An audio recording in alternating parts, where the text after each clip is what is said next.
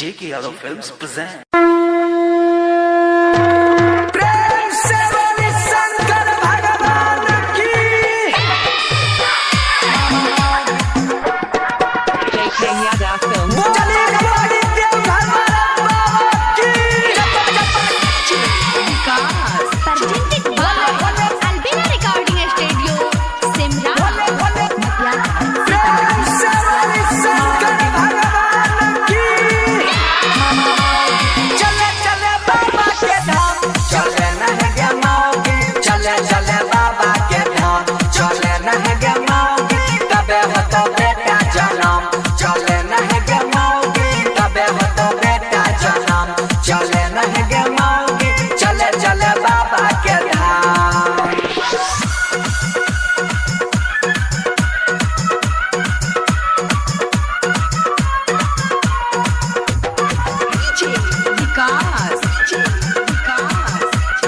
J.K. Yadav Films.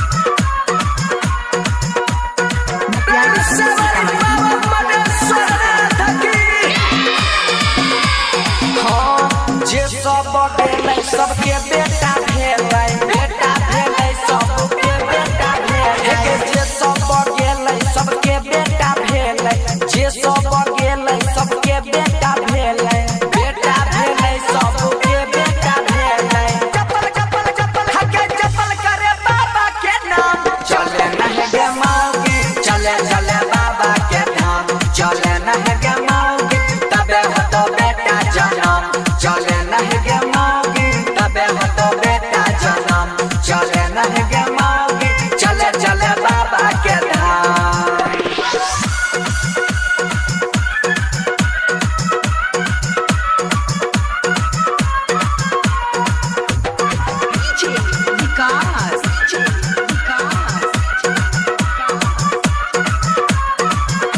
J.K. Yadav बोली Films. बोली देवघर बाबा की। हाँ, छियै पुरानी माँ के पहिला सोमारी, पहिला सोमारी के पहिला सोमारी के छियै पुरानी माँ के पहिला सोमारी, छियै पुरानी माँ के पहिला सोमारी, पहिला सोमारी के पहिला सोमारी।